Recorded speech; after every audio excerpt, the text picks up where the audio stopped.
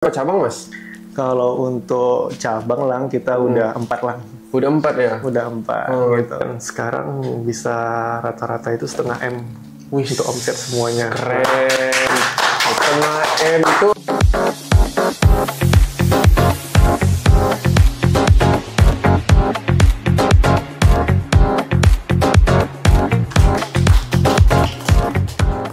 Oke, halo semuanya. Selamat datang kembali di Vape Insight.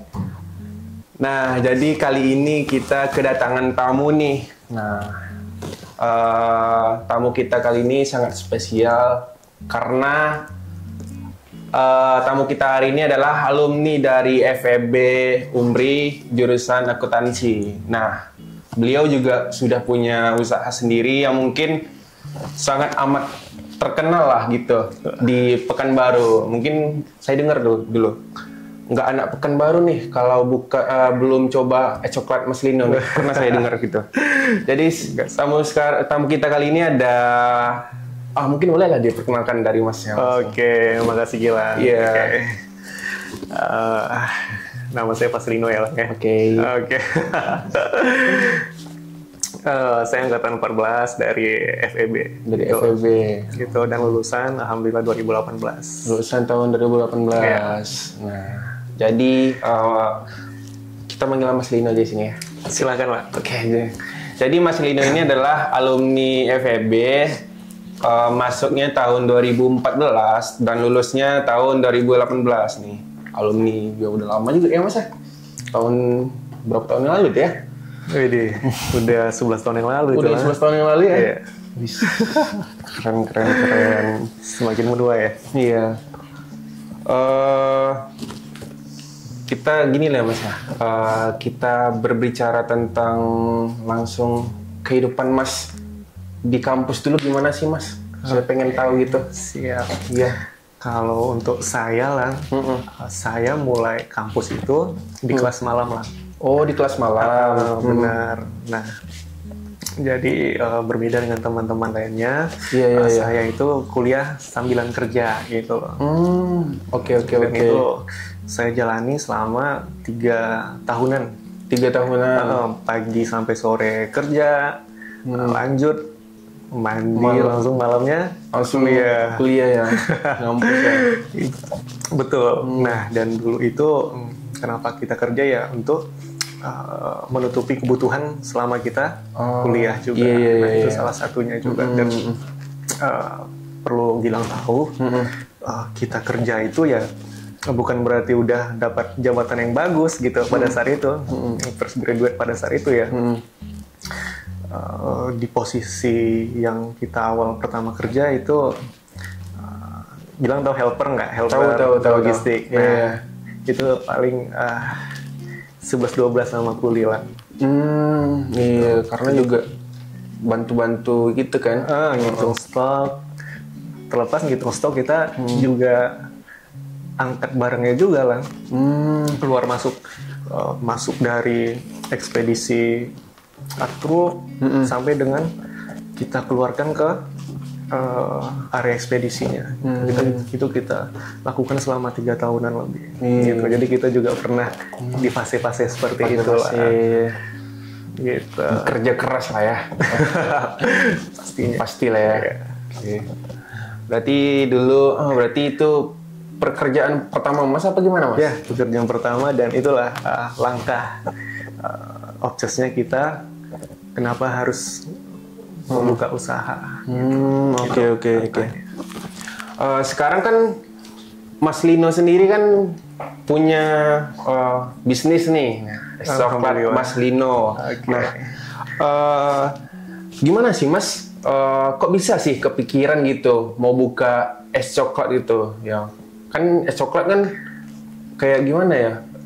Mungkin bagi orang awam kalau es coklat tuh kayak biasa gitu. Tapi kenapa Mas ngebuat kayak, ini salah satu peluang nih es coklat ini.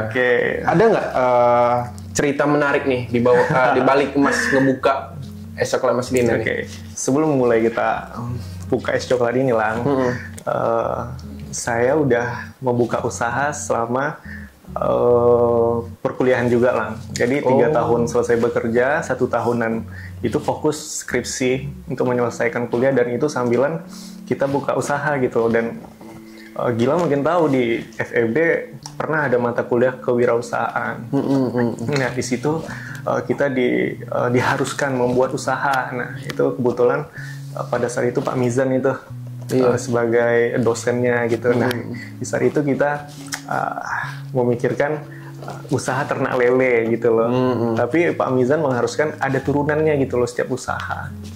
Jadi ternak lele kita pelajari gitu kan sampai eksekusi, bahkan turunannya kita bikin produk kreatif nugget lele gitu loh. Nah, ini kita olah tuh lele tuh. Luar biasa kan. Setelah berapa persen penjualan, berapa persennya kita olah untuk kita dagangkan gitu. Nah itu kita buka usahanya di Jalan Raja Wali pada saat itu. Berapa lama tuh timeline-nya tuh untuk mata kuliahnya itu kan. Nah itulah awal mula kita berusaha dengan produk yang kreatif gitu loh. Nah ternyata produknya ini nggak fit to market lah gitu loh. Gitu.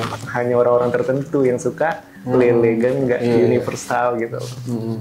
Alhasil kita nggak bisa melanjutkannya lagi gitu ya, hanya sekedar untuk mata kuliah atau penilaian aja gitu loh. Karena yang kita tahu untuk produk yang kreativitas itu tentu perlu edukasi lebih tuh.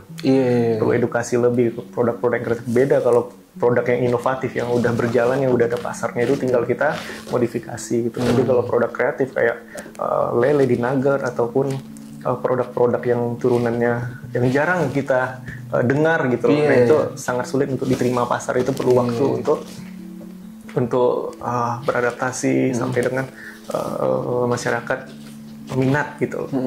Gitu. Jadi setelah kita buka nugget lele itu lang, jadi, kembali lagi ke Omri buka nih pojok kewirausahaan. Gitu. Itu di tahun 2017 atau 2018 lah, posisinya di area kampus kita juga. Nah, itu ada pojok wirausahaan, itu dibekali dari pihak kampus juga tuh Pak Mizan nggak salah juga. Berarti memang didanai gitu ya? Betul, dari didanai. Dari fakultas atau jurusan? Dari fakultas. Dari fakultas nggak salah. Kalau nggak salah ya. Dan kita bukan ditawarkan, melainkan kita berkompetisi untuk mendapatkan toko atau kios pojok mahasiswa itu gitu loh, untuk kewirausahaan gitu. Gitu. Nah disitulah saya berkompetisi membuat proposal gitu loh. Berarti banyak tuh yang mahasiswa yang ingin banyak. Berarti berkompetisi gitu, siapa yang paling apa gitu ya? Ya yang paling menarik gitu. Itu kita mempresentasikan gitu kan, bahwasanya ini berpotensi nih untuk kita buat di Umri gitu. Dan hasil pada saat itu kepikirannya jasa masih umum banget itu kan, kita nggak terlalu ngeriset itu jasa laundry, sepatu, helm gitu. Bahkan kita selingi dengan dagang siomay juga pada saat itu tuh. Serba ada deh pokoknya itu ya. Luar biasa. Kalau untuk siomay kita ngambil supply dan itu kita sharing profit gitu. Dan alhasil pada saat itu booming banget sih kalau Gilang tahu pada saat itu. Kita alhamdulillah lah, dosen-dosen pada tahu kita jual siomay segala macam. Apakah mereka ordernya kita antar gitu, atau bahkan yang laundry, helm, mereka bisa lanjut kuliah. Hanya tinggal helmnya di posisi toko kampus, hanya 2 jam selesai gitu loh. Dan bahkan kita bisa masuk ke segmen dari luar kampus gitu loh. Seperti pihak pelanggan SKA atau pengunjung SKA gitu kan yang datang. Itu kita promosikan juga gitu loh. Hanya menitipkan helm, setelah mereka jalan-jalan, terus helmnya sudah bersih kembali. Bersih gitu. Ya lah. Itu kita jalani kurang lebih 1 tahunan juga lah. 1 tahunan. Hasil kita nggak bertahan, memang nggak fokus gitu. Nah memang ya masa-masa itu ya masa sekedar mencoba atau memikirkan sustainability-nya seperti apa gitu. Lanjut, kita clear di bisnis cucian, kita keluar dari kampus. Di saat itu kita masih belum ada pekerjaan tuh. Kita menggali informasi nih untuk mencari usaha apa sih yang perlu kita geluti lagi. Nah di saat itulah kita cek di media sosial ada sesuatu yang hype di luar Pulau Sumatera gitu kan. Ada penyewaan skuter. Nah, gitu. Kalau Gilang tahu, itu kita pelopornya tuh pertama kali penyewaan skuter di Pekanbaru. Itu heboh banget pada saat itu lah. Yang skuter ada di Jalan Diponegoro dulu. Yang Dipo tuh ya, yang banyak itu warna-warni gitu kan? Iya. Berarti Mas tuh itu. Yang peloporin ya. Itu keren. Saya yang peloporin pertama kali lah. Itu dari 5 unit sampai dengan 20 unit lah. Wis, luar biasa. Keren. Dan itu BEP-nya cepat. Dan kita dapat untung cepat ya. Kembali lagi ternyata setelah kita analisa ini bisnis momentum gitu. Yang temporer, ini nggak bisa berkelanjutan. Ini hanya viral sesaat. Orang mencoba hanya untuk penasaran. Gitu. Sudah dirasakan ya. Kita nggak belajar sampai sana, tapi setidaknya kita udah mendapatkan keuntungan di sana. Makanya itu nggak bisa dilanjutkan lagi nih. Kecuali kita berada di wilayah yang berpotensi untuk wisata. Mungkin itu masih ada peluangnya tuh untuk berkelanjutan untuk mereka para turis jalan ataupun itu kan. Kalau untuk kita ya hanya untuk mencoba penasaran. Nah, alhasil ya berlalu begitu deh. Udah gitu aja. Baru deh masuk ke Es Coklat Mas Lino lah. Baru gitu. Nih langsung masuk tuh. Langsung gimana gitu tuh deh flashback ceritanya lah. Tuh berarti flashback sebelum ada usaha Es Coklat lah ya. Nah, gimana sih perjalanan bisnis kita lah. Dan inspirasi Es Coklat Mas Lino tentunya berdasarkan pengalaman yang tadi lah gitu. Semuanya bersumber dari informasi. Karena yang perlu saya yakini lah sama teman-teman juga gitu loh. Kita up to date mengenai informasi baik di media sosial ataupun offline gitu loh, itu sangat banyak manfaatnya gitu. Nambah wawasan gitu loh. Ya yang kita buka ya bukan hanya cek gosip kan. Itu kita follow juga tuh ya kan.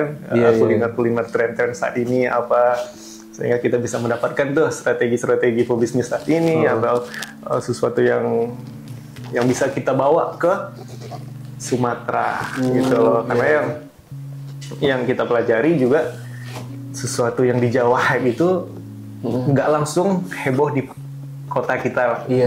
Gitu. Itu ada beberapa bulan beda tes kita. Karena yang sentralnya Jawa pasti lebih duluan ke hebohnya itu. Ya kita FOMO aja nih, Pekanbaru kan. Dapat nih informasi, wah di sini lagi hype banget nih coffee shop. Ini kopi tiam hype banget nih. Atau bisnis apapun itu langsung deh diaplikasikan di Riau, Pekanbaru.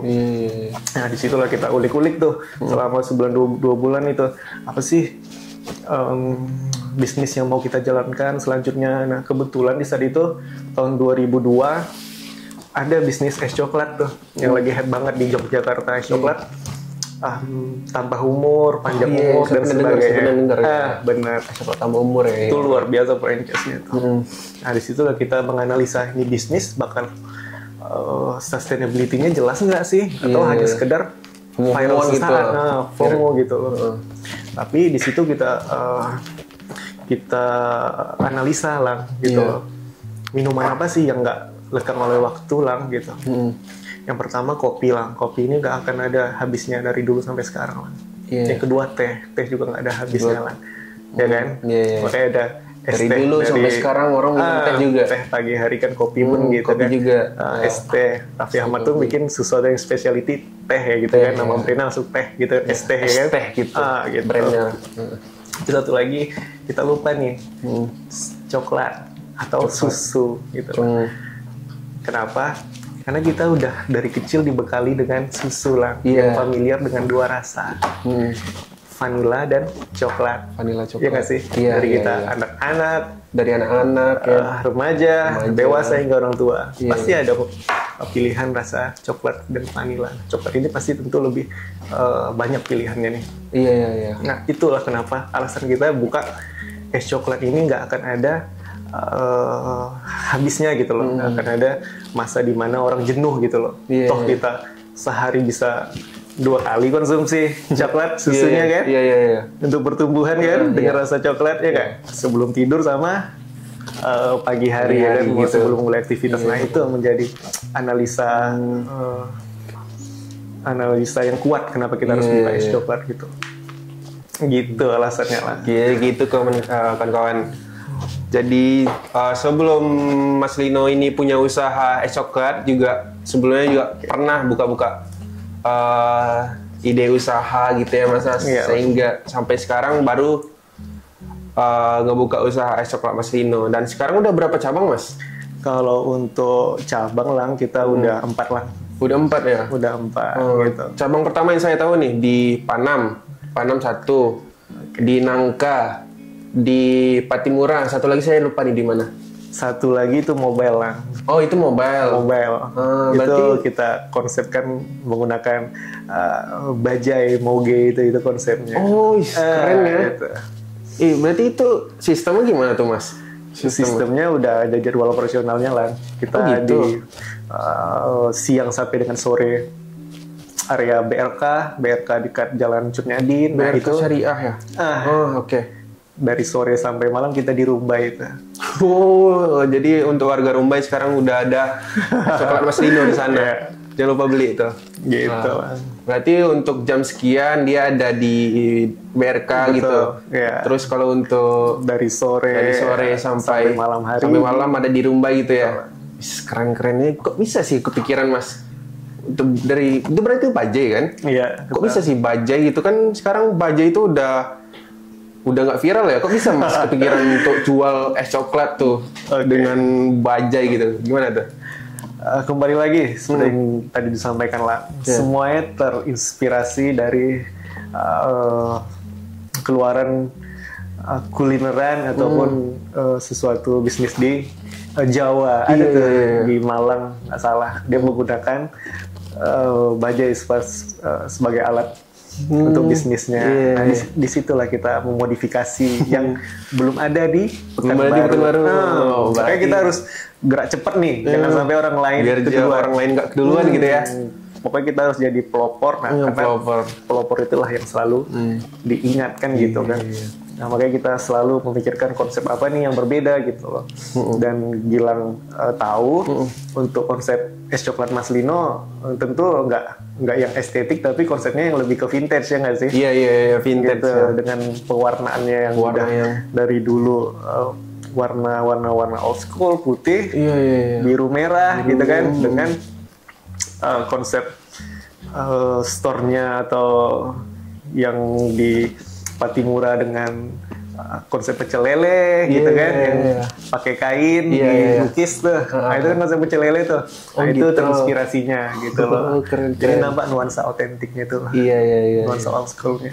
Itu pun juga dari sisi perlengkapan dan peralatannya menggunakan cangkir stainless dan sebagainya itu.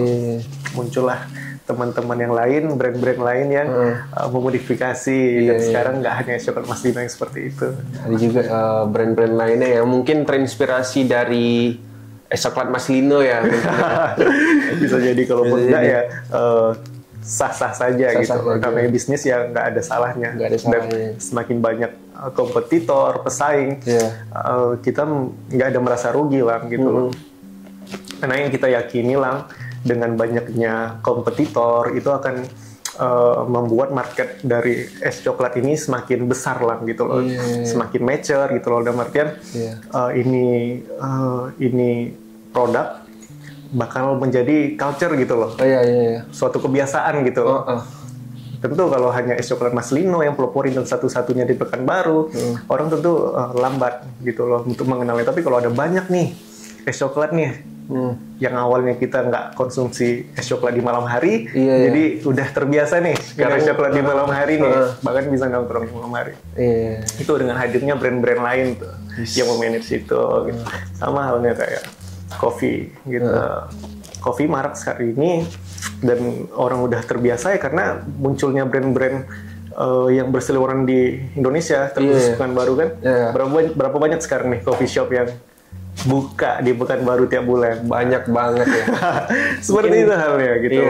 Dan mereka bukan persaingannya nggak sempurna gitu loh, dan mereka saling berkolaborasi gitu karena mereka mengerti itu salah satu cara bagaimana menggait konsumen itu ingin mencoba kopi yang awalnya nggak suka kopi, ingin rasanya tertarik gitu, tertarik coba kopi gitu ya. Tertarik untuk mencoba kopi yang awalnya ngopi di rumah, beralih ngopinya bersama teman-teman di coffee shop. Nah, itu yang mau kita jalankan juga di es coklat. Oke. Gini Mas, ada nggak sih Mas bawa brand es coklatnya sekarang? Pasti dong lah. Pasti bawa ya. Oke, boleh nih. Boleh kawan-kawan kru podcast. Dan juga kalau es coklat ini kan saya lihat di sana kan nggak hanya es coklat jualannya, Mas juga jualan roti bakar kan? Betul. Berarti kok bisa sih kepikiran gitu kopi bakar dipaduin dengan es coklat gitu ya? Nikmat gak sih? Nikmat ya, bagus. Enak banget perpaduan yang sempurna gitu. Benar, itu untuk pendampingnya lah. Iya. Pendampingnya. Jadi, nah ini dia. Oke, siap. Silakan cicilan. Oke, terima kasih. Luar biasa. Oh ini roti bakar ya Mas ya? Oke. Roti bakarnya Mas Lino. Betul.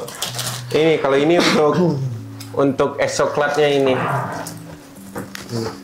Keren ya? Ini boleh dicobain nggak? Silakan Mas. Boleh ya? Tentu dong. Silakan juga Mas. Oke. Waduh. Jadi lah, bisnis itu kita perlu konsep lah. Gitu. Karena bisnis tanpa konsep itu sama dengan nggak punya arah lah. Gitu. Kalau kita udah ada konsep gitu loh, kita udah ada brand positioningnya gitu, dalam artian ada nih sesuatu yang bikin melekat di mata pelanggan, nah itu yang bisa jadi timeless nih bisnis gitu loh. Seperti halnya es coklat Mas Lino ini lah gitu loh, 1995 ini hal yang sederhana gitu loh, tapi dari pelafasan dan penghafalannya mudah banget gitu kan, dan unik gitu lah. 1995 ya. Jadi orang 1995 tuh bukan berarti kita buka dari 95 lah. Iya. Tapi untuk ngebuat branding lah ya, bisa dibilang gitu ya. Jadi 95 itu apa tuh menurut Gilang? Apa ya? Kurang tahu. Mungkin kalian semua tahu apa artinya 95 tuh. Lahirnya lah. Oh, lahir Masnya. Betul. Jadi masih muda banget ya. Mas Lino 1995. Itu salah satu keren strategi marketingnya lah. Jadi orang bebas mempersepsikan itu sebagai apa lah. Keren. Gimana sih Mas? Ini saya cobain, rasanya kok konsisten banget nih. Dari pertama kali saya ngerasain sampai sekarang, apa sih rahasia rasanya bisa konsisten gitu? Oke, untuk konsisten tentunya kita harus membuat sistem lah. Gitu, dari racikannya semuanya tersistematis gitu loh. Artian ya berapa takaran dan sebagainya itu ya ada pencatatan semua gitu. Jadi bukan hanya sekedar feeling gitu loh. Jadi dan semua tim kita di setiap kedai mereka ada standar dari racikan kita gitu. Itu yang membuat sampai saat ini konsisten. Oke. Gitu. Apa sih Mas tantangan untuk pas membuka ini coklat nih tantangannya? Kalau untuk tantangan lah ya, di awal-awal kita buka tentunya nih ketidakpastian tempat lah. Karena kita bermain di kaki lima lah. Tahu sendiri lah, kalau kaki lima itu kan nggak ada kepastian tempat tuh, kontrak pun nggak ada tuh. Karena kita di area pinggir jalan. Nah, itu suatu kendala di awal buka. Cuman lambat laun kita cari tempat yang bisa permanen, seperti halnya store kita di Nangka, gitu. Itu udah permanen gitu kan. Tapi untuk kaki lima di tempat lain itu sistemnya masih belum pasti gitu loh, karena pengelolaannya belum jelas. Itu sih kendalanya. Kendala di sana ya. Tapi insya Allah semoga lah kita punya target. Semoga es coklat Mas Lino juga memiliki tempat yang seluruhnya permanen lah. Gitu. Kalau untuk es coklat nih berapa nih Mas harganya satu? Untuk harganya 8.000 nih Bang. Ini 8.000, sangat murah ya guys ya. 8.000 gitu. Terjangkau banget guys. Terjangkau untuk mahasiswa, terjangkau ya. Kalau untuk rotinya sendiri nih Mas, berapa? Untuk roti 2.000, yang bakaran 3.000 lah. Jadi kalau untuk yang bakar itu 3.000. Betul. Untuk yang nggak dibakar berarti langsung 2.000 gitu. Nah, jadi dengan paket 11.000 ya udah kita bisa have fun, sharing sama teman gitu, dan kita ya bisa dikatakan ya bisa kenyang juga lah. Iya, betul. Kalau kita compare dengan coffee shop gitu kan. Iya, ini murah nih dibanding di coffee shop kan? Gitu loh. Rata-rata coffee shop mana ada 20.000 ke bawah lagi Bang. Mana ada. Udah up 20.000 ke atas. Dan di sana ada signature coklat juga gitu loh. Tapi ya mereka specialty-nya kembali ke kopi kan. Oke, kenapa kita sampai saat ini konsisten es coklat Mas Lino nggak ngeluarin varian produk seperti inovasinya coklat campur kopi atau coklat pakai bubble gitu dan lain sebagainya. Itu ya itu alasan kenapa kita pengen dikenal sebagai es coklat yang otentik. Iya, gitu. Jadi kalau untuk pengennya kalau orang denger es coklat tuh ya otentiknya Mas Lino gitu ya. Itu dia lah. Karena banyak banget yang jual es coklat dengan berbagai topping atau berbagai mix ya kan. Jadi tidak konsisten gitu ya. Sah-sah saja mereka seperti itu. Cuman yang bikin melekat itu nanti jadi susah, itu bingung gitu. Apa sih ketika satu varian tidak enak, itu akan berdampak ke varian yang lain. Apalagi kita sebagai customer kan begitu kritis tuh. Iya.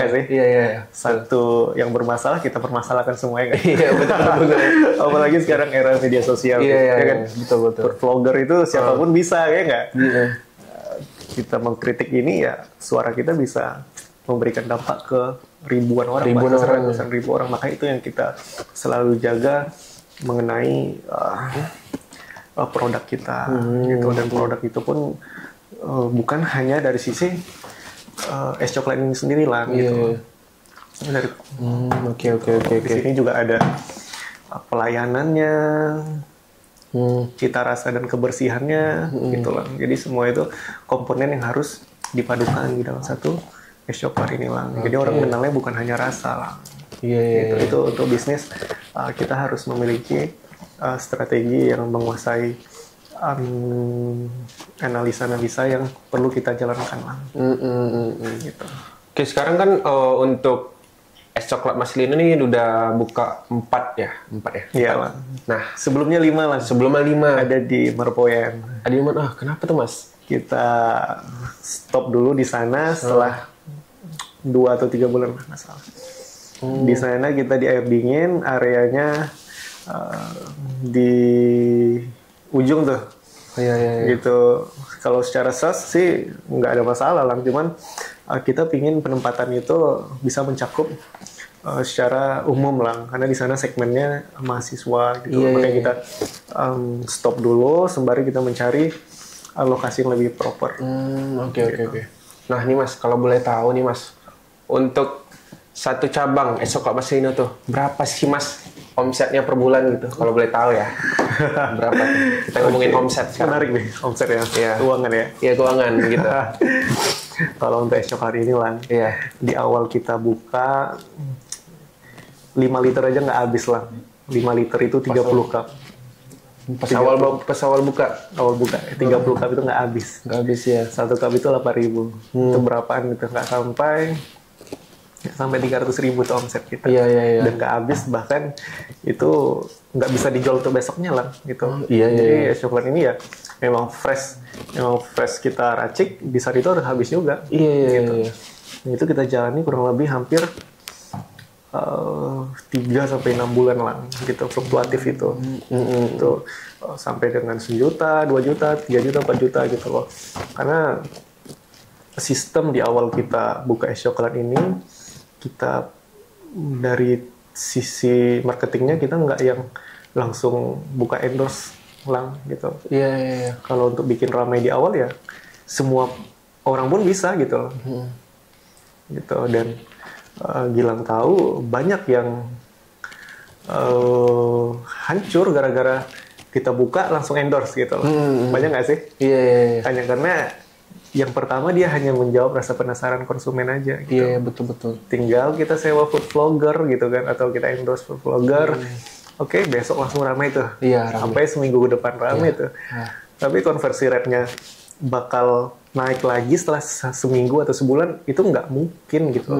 Kenapa? Karena kadang kita di lapangan belum di training bagaimana melayani dengan customer yang banyak gitu.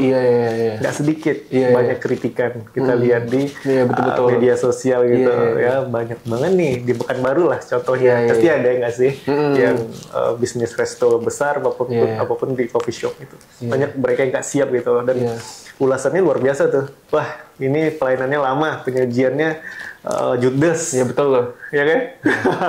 Tapi kan kalau kita selaku pebisnis merasa sah-sah saja, ini masih awal mula buka gitu, pastilah ada errornya. Tapi kita pelanggan nggak mau tahu, mereka buka itu harus siap. Gitu. Harus siap. Itu betul resiko untuk gitu bisnis. Kalau nggak mau siap ya nggak usah dipromosikan. Betul, harus siap rame gitu kalau dari promosi gitu. Nah, itu yang kita antisipasi dan sering banyak terjadi di bisnis-bisnis gitu loh. Ya kayak kita di awal kita buka sampai berjalan berapa bulan, 6 bulan nggak salah. Kita marketingnya secara offline lah kebanyakan, dan media sosial itu hanya sekedar mempromosikan tanpa mengendorse gitu loh. Karena kita pingin nganalisa nih seperti apa repeat ordernya, seperti apa ketertarikan mereka lihat konsep dari bisnis kita gitu loh. Kan itu yang penting tuh, melihat real nih tanpa dipromosikan lebih lanjut nih. Oke, setelah itu kita lihat, wah ternyata repeat ordernya luar biasa nih, selama berbulan-bulan nggak ada kenaikan gitu kan. Wah ini kayaknya udah tinggal nunggu waktunya nih. Dan betul. boom, alhamdulillah ada yang nge-viral kan. Rame dan teman-teman udah terbiasa dengan setiap harinya rutinitas bagaimana melayani gitu kan, menyajikan apapun itu. Dan berhasil gitu loh. Dan alhamdulillah sampai sekarang udah yang sekarang bisa rata-rata itu 0,5 M untuk omset semuanya. Keren. 0,5 M itu untuk satu cabang, untuk semuanya lah. Untuk semua. Berarti itu hitungannya per bulan ya atau gimana? Iya, per bulan. Tapi laporan hariannya kita ada lah. Gitu. Kalau per hari berapa sih Mas? Oke. Luar biasa nih kalau untuk perharinya lah.